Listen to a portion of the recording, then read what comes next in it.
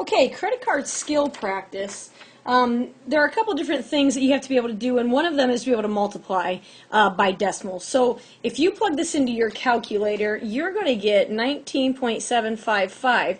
Well, we're talking about money. So round to the nearest penny, you look at 5 rounds up, and we are at $19.76. That is a 7. Let's look at number 2. Now we're going to multiply 5,000 and 24. You got to change percent to a decimal. So, yeah, that first one was a decimal. So the first thing I have to do is take the 24.99 and make it 0.2499. And you can do this, either you can divide first or you can multiply. Because it's multiplication and division, it's just in any order you want. But your calculator will give you 104.125. Again, we're talking money, 2 decimal places, 5 rounds up.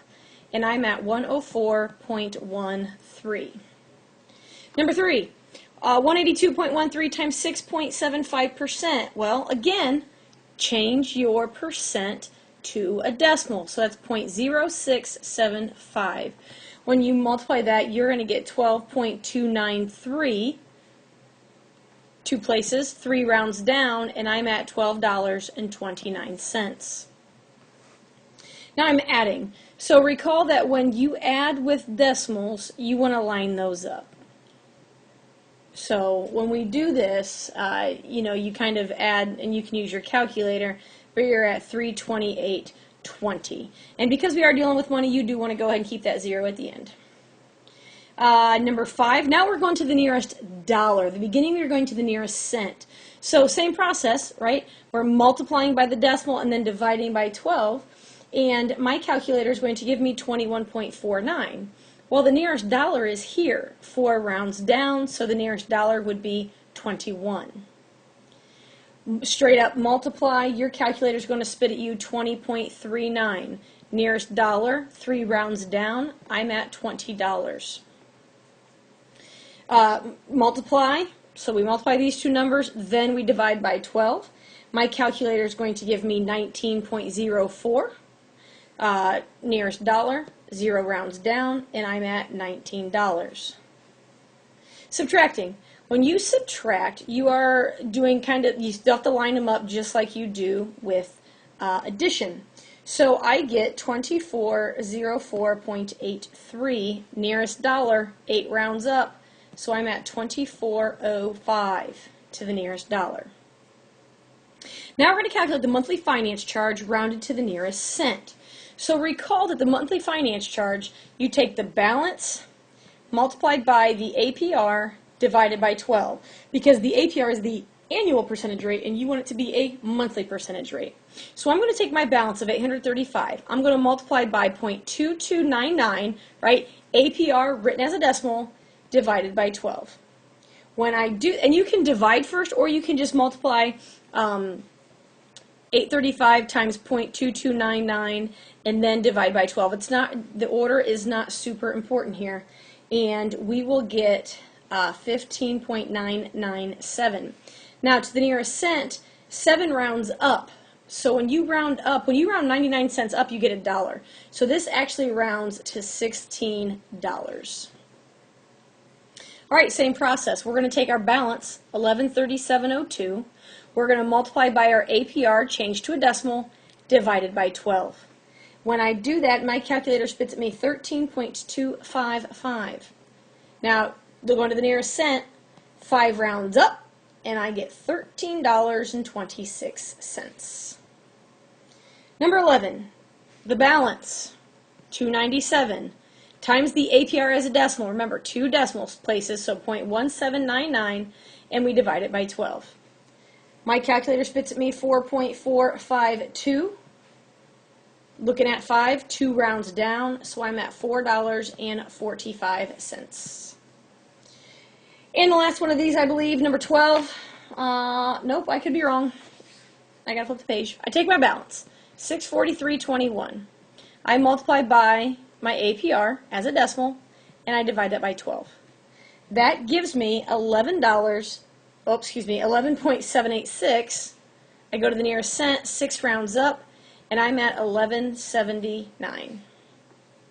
All right, let me turn the page and keep going. I take my balance, 548.18.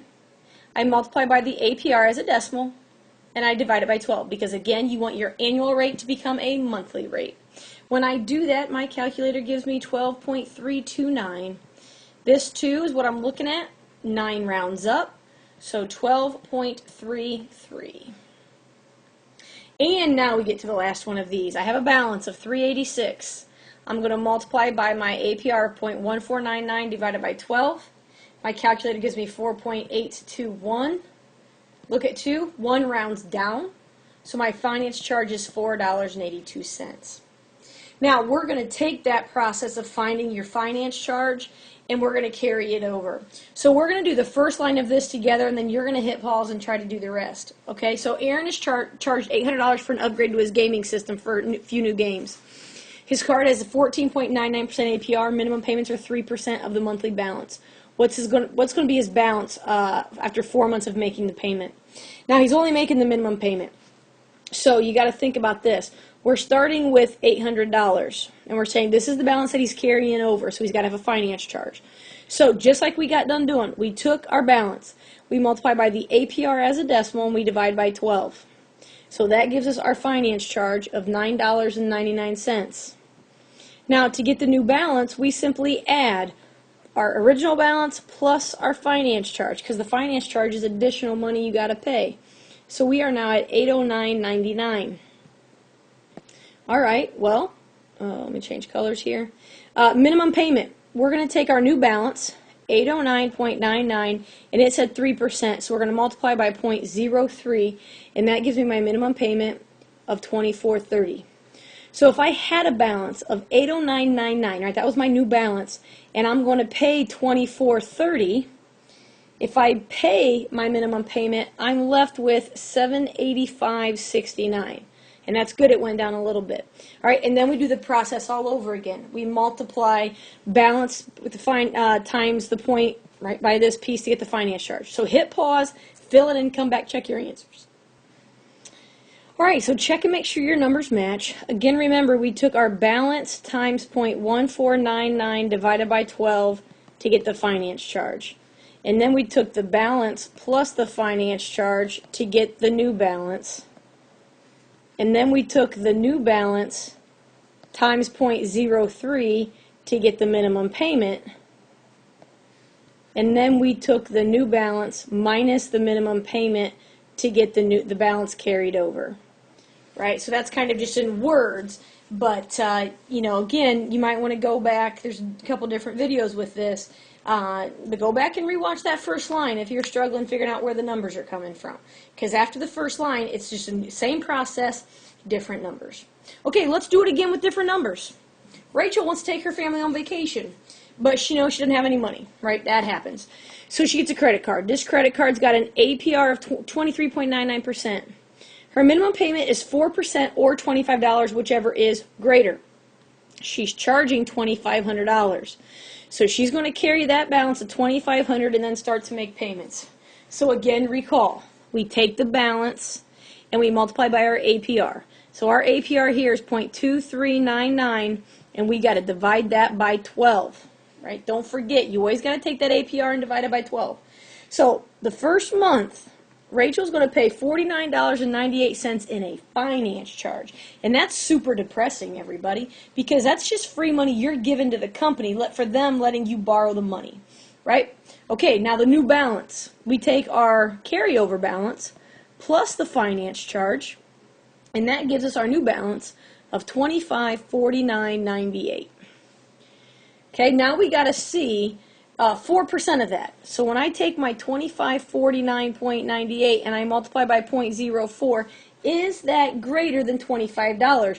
Oh yeah, $102 is the minimum payment. So yeah, that's definitely bigger than $25. Now how much is carried over? If you owe $25.49.98 and you paid $102, how much is left the next month? Well, $24.47.98.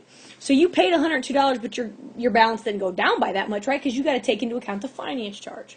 All right, do the process. So take that balance, multiply by your APR, divided by 12.